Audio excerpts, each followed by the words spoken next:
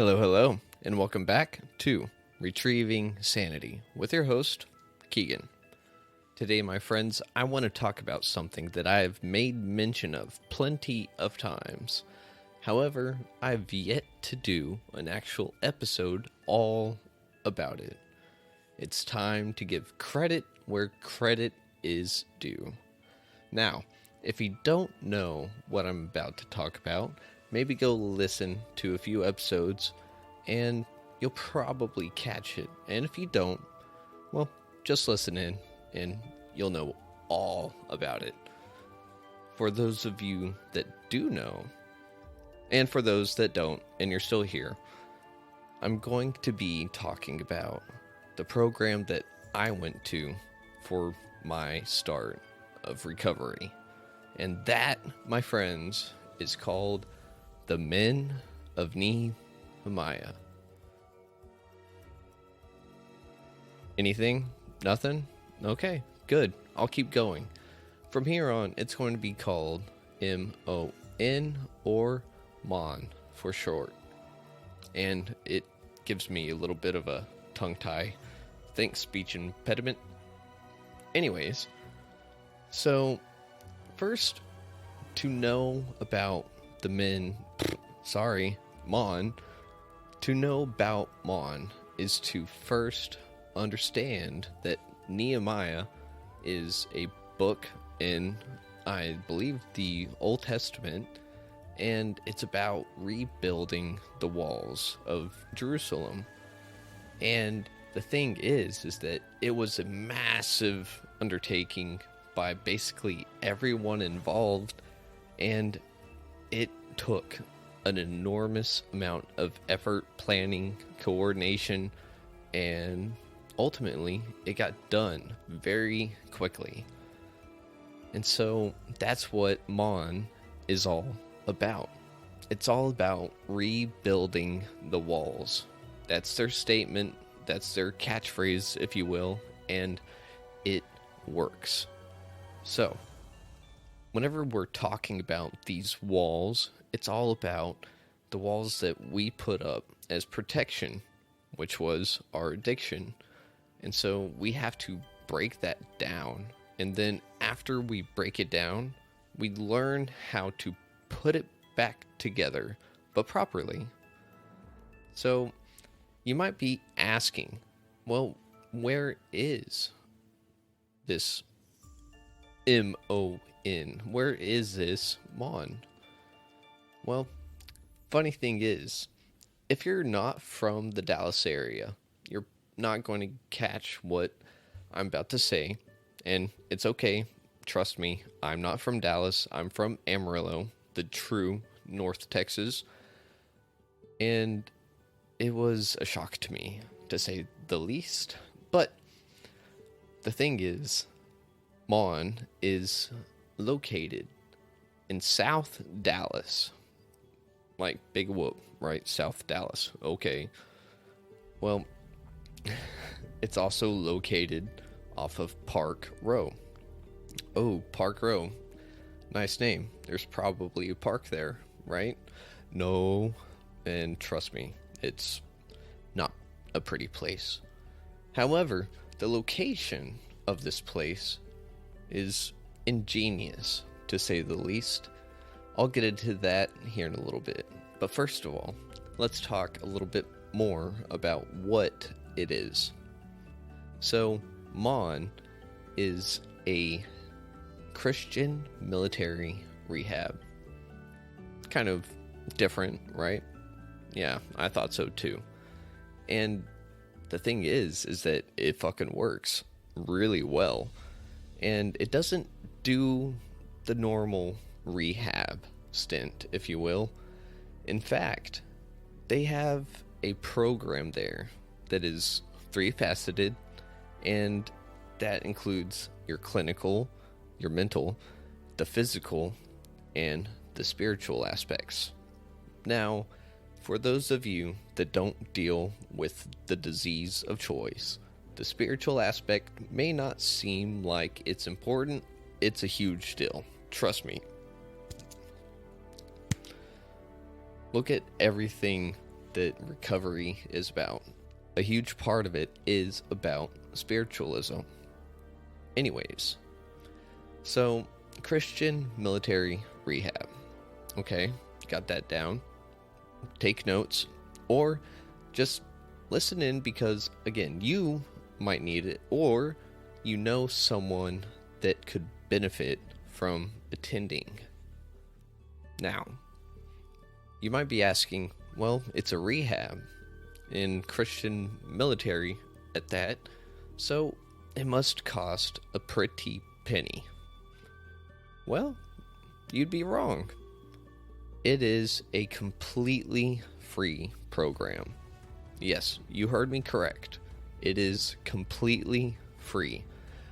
With a little asterisk right there, because you do gotta pay, but it's not in the way you would really think. I say this because whenever it was first introduced to me, I heard free rehab. I was like, okay, like I will go. And I'll give a little bit of my testimony just so someone can relate, maybe. But the thing is, I was so ready just for the free aspect. I didn't mind uprooting myself, getting down to Dallas, and then doing it. The thing is, whenever I was told this next part, I almost said, nope, not at all, not happening. I don't care if it's free. And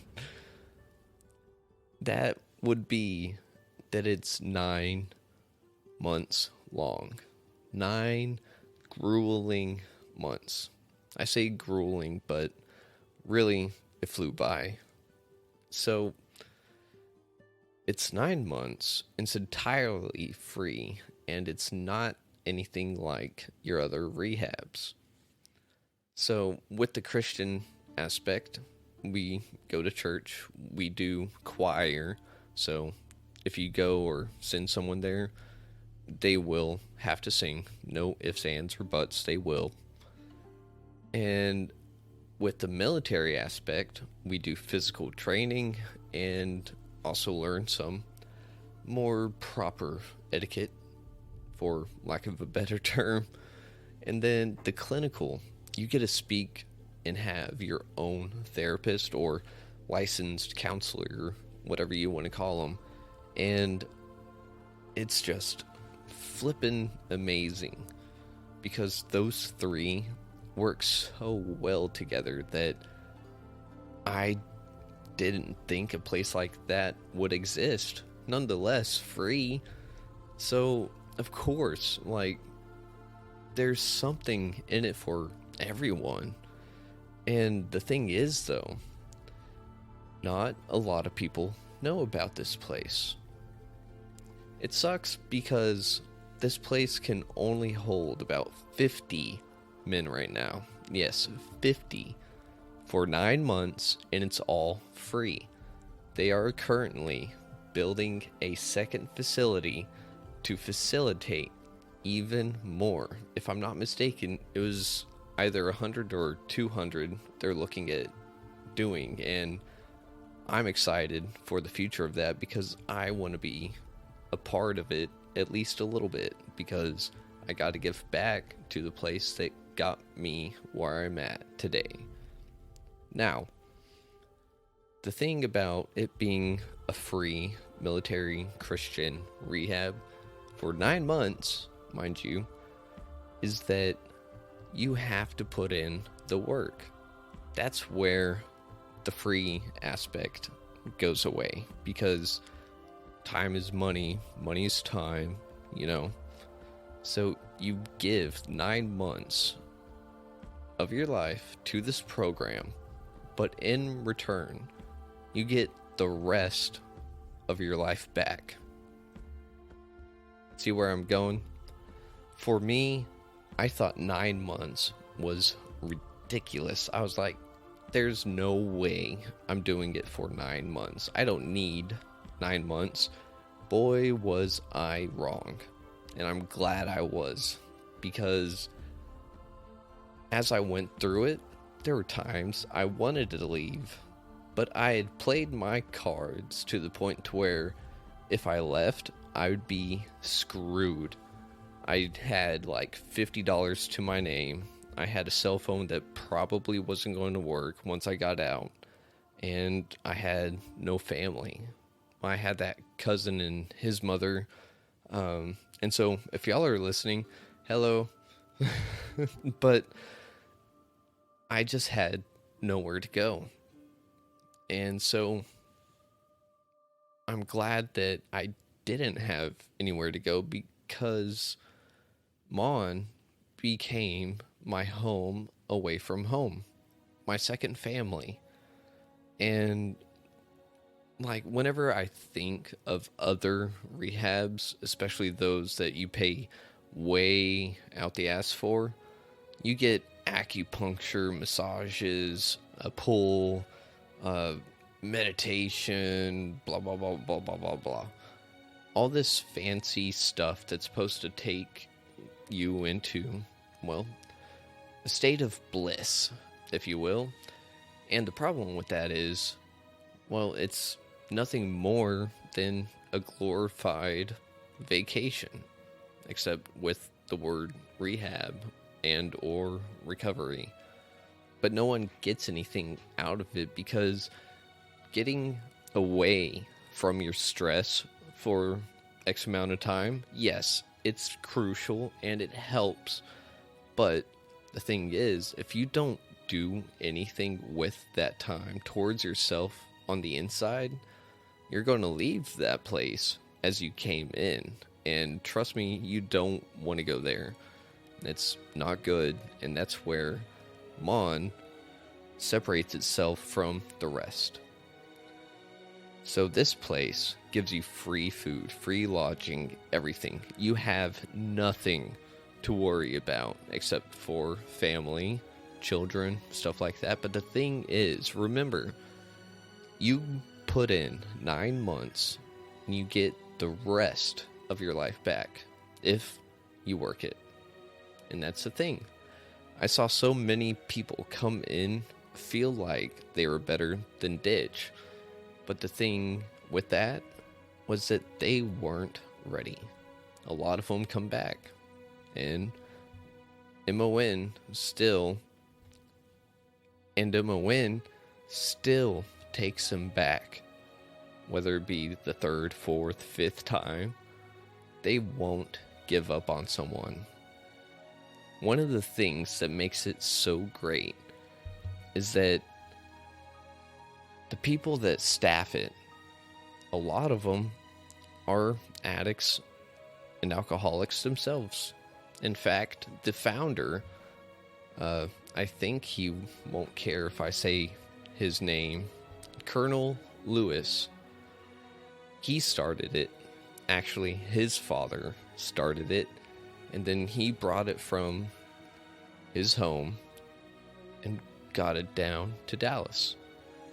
And it's a beautiful thing because Colonel Lewis is one of the most talented and passionate people probably the most passionate person I've ever met. And he genuinely cares about everyone that walks through those doors. And so whenever you're trying to help someone with this disease of choice, the thing is, we need people we can relate with. And that's one of the things that we get there. During our active addiction, we sat there and we felt more alone than you can possibly imagine. And I mean alone. I don't care if you had a spouse. I don't care if you had really good friends, even friends you were using with. There was just something about it that puts you in such a dark place that you feel so alone. In all these other rehab places, if you're dealing with a nurse that's never had a drug or alcohol problem, it takes away that little bit of a bond you could have. There's no common ground except for the fact that y'all are in the same facility, but one's getting paid and the other one is dishing out money. That's it. But at Nehemiah, it was the first place that I actually went, and I could finally relate. I had other people relating to my story, and it blew my mind. I had no idea that people out there, strangers that I never knew, they knew exactly what I was going through. And that right there gave me the first glimmer of hope. Not the fact that it was a free rehab, not the fact that I was there somehow alive after 10 years of addiction, and the last 1 year almost killed me several times, and the detox probably did kill me, but I'm still here. The hospital did its thing. It saved my life. Nehemiah helped save my soul, helped save my spirit. And that's the thing. Like I said, you get 9 months in it, and you get the rest of your life back. But the first glimmer of hope was having people I could relate to. These total strangers I've never met, I didn't even know existed. These people knew me without me having to say a damn thing. They would listen to my story, they would relate to my story, give me part of their story. And together we built bonds that really can't be replicated almost anywhere except for maybe the military. But remember, Christian military rehab. So it was crazy, and it still is. It boggles my mind how a place like this could actually exist. You know that saying, if it's too good to be true, if it sounds too good to be true, it probably is. This is the one exception that I've come across, and I cannot tell you how much it's helped me, how much it's helped some other people out there. So many. I don't remember the last statistic of it, but I can tell you that more people walk out of there and stay recovered than a lot of other places. However, this, again, is not a guarantee. The guarantee doesn't exist because we're dealing with the disease of choice. This disease, it doesn't care who you are, it doesn't care what you do, it doesn't care where you're from, none of that. It's ruthless, and it'll come after us. Well, maybe not you, but if you're an afflicted one, if you're an addict, alcoholic, you know what I'm talking about. It sucks. There's no painting a pretty picture about it. It just sucks.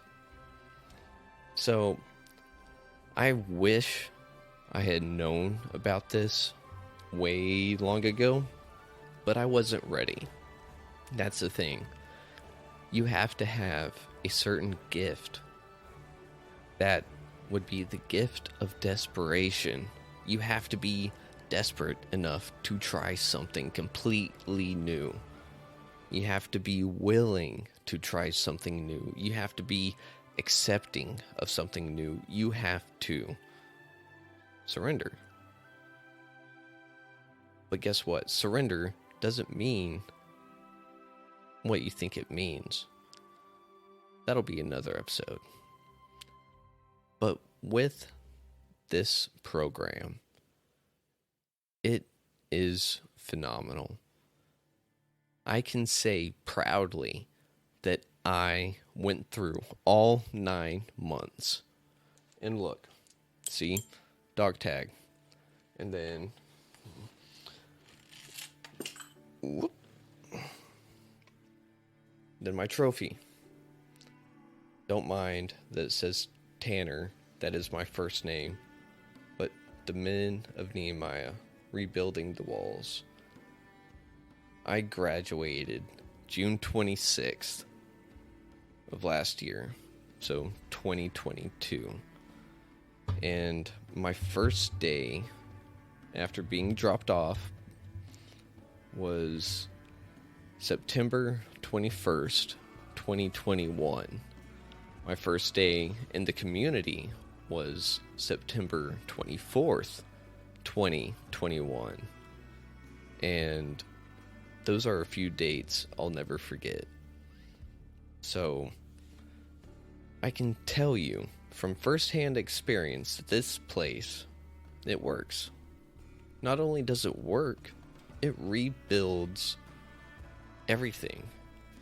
Once the person starts to get their life back together from the inside, then the outside stuff will come. The hard part is trying to not play catch up, because that's a game that will eat anyone's lunch. Catch up is a cruel, thought. It's like a scheme of some mad scientist. I want to talk about the location. Remember, it's in South Dallas. It's in Park Row. The thing is, with this street, with this block, there's so much pain still around because you have people actively selling, using, prostituting, everything on this little strip. And so the thing is, with that, it's ingenious to have that there because it's letting you see the pain that some people just got out of. Nehemiah is so accepting.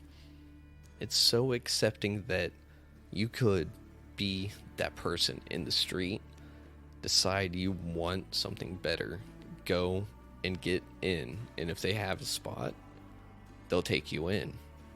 They don't give up on anyone. And if they do, then that person probably deserves it. But I don't think they have. And so I want to also say that it can and will be okay. Whether you're the afflicted one or the friend and family of one. But eventually, it'll be okay. The hard part is really just letting it take its course. And that's one of the crappy things about it, is that we don't get to say how long this will take. We don't get to say whenever we're really, really ready. It takes a lot of rock bottoms. And that's the thing too. With rock bottoms, it can go deeper and deeper. It sucks. Every time I thought I had hit mine, I somehow dug even further. But the minute, caught myself, Mon is a great place to build that foundation for recovery. It's a great place to build a community out of it. A place to start your support system, which is crucial in recovery. That's another episode later on. But the thing with Nehemiah is that it's beautiful. It's difficult to go through, but in the end, it's all worth it. The part that seemed like it lasted the longest was the first couple of weeks, because I went from being drunk all the time to, I'm sober and I'm going to class every day, waking up at 5 o'clock in the morning and going to class, getting back home, and then going to sleep, waking up, doing it all over again. And to touch on that little subject, home is this little apartment. You get 2 bedrooms and 2 guys in each one. You'll have to sit there and keep that place clean because it'll be inspected by Command Sergeant Major. And yes, he is the real deal Army Ranger. So, whenever they do the military aspect, they take it seriously. For a good reason, but some people let that get to their head and start to think that that's all the program is about. But they're not actually doing what they're supposed to be doing. But whenever you're in there, all you have to worry about is focusing on you. Focus on the inside, because once that is fixed, or at least in the process, then you can start building your walls with others. Start your family back up. Get involved in your loved ones' lives that you may have not had you stayed out in your shit. I can say, again, proudly, that I've went through that program. It was amazing. And it's it's kind of like high school. I say that because there are aspects that I do miss, and then there are some that I'm glad I'm out. But I think that goes with a little bit of everything. And this brings me back to the loneliness aspect. The people that we want to help, the people that are afflicted with the disease of choice, again, we're alone. Maybe we're not, but the thing is that we feel so alone. And for once, someone can relate. And that's the whole point of this podcast. It's nothing more than trying to bring awareness of the disease of choice to those that are not afflicted. It's to build support for those that are. It's to help the non-addict or alcoholic maybe see what the addict and alcoholic have to deal with. And the thing is, you don't have to be one to relate to a lot of the stuff that I talk about, because it's all part of the human condition. But the thing is that we've demonized addiction and those that suffer from it so much that it's time to actually look at it like it is a mental health illness and do something about it. And the first couple of steps of that is actually understanding and being able to relate to those that suffer. Without that, there's still such a gap that leaves someone with bewilderment of, well, it's all about willpower. Well, that's where the paradox of the disease of choice is. Remember, we sit there and we start with a choice. It ends with a choice. But to get to that point, to make that choice, sucks. But again, it's worth it once you actually get through it.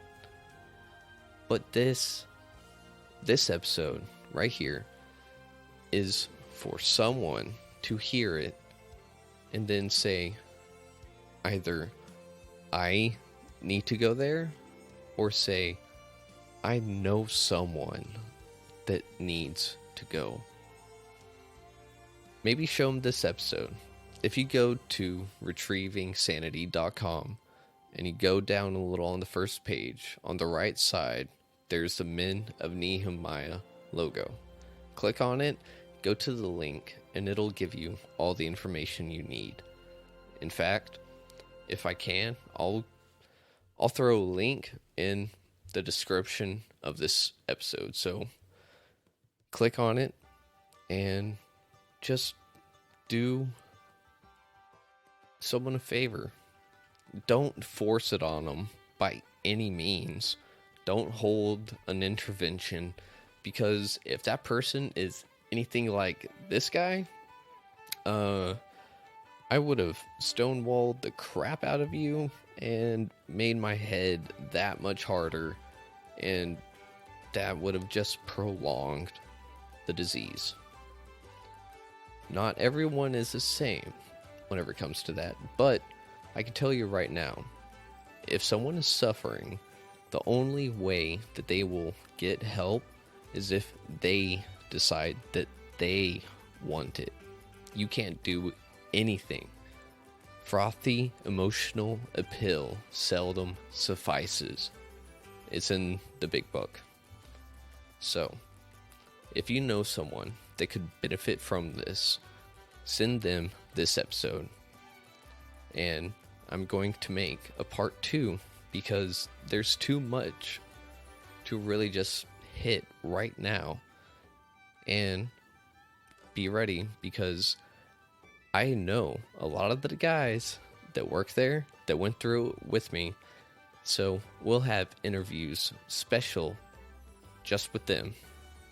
And then you'll get a little bit more of an idea of what the Men of Nehemiah is all about. So remember, if you deal with addiction, there are people that understand and relate. There is hope. Don't give up. Keep fighting, but try to fight against the addiction. And just know, coming from this guy, I now know I'll probably never have it 100% altogether. And the thing is, I've come to accept that. And I know now that I can ask for help, and it's alright. You don't have to hide. You don't have to run, because really you're just running and trying to hide from yourself. A lot of us are. Thing is, I'm anywhere I go, and I'm annoying. So, yeah, I kind of lose. But the thing is, I know what it's like. My rock bottom may not look like yours, and yours may not look like someone else's you know. That's one thing we can't do, is compare rock bottoms.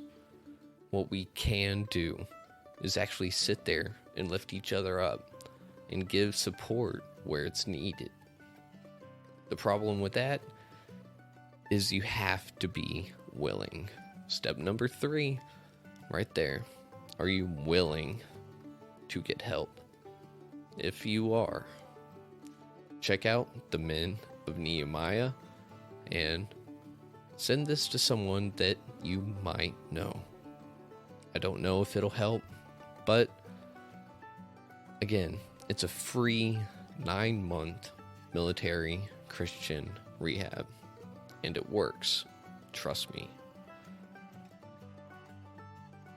From the bottom of my heart, if you suffer from the disease of choice, hang in there. I understand. And if you don't, well, hang in there for them, because they need all the help that they can get. Don't give up on them just yet. But maybe that's their rock bottom. It's a touchy subject, and there's no good answer. But for tonight, I will leave this here and hopefully hear from y'all. And hopefully this reaches just one person. Until next time, Shalom.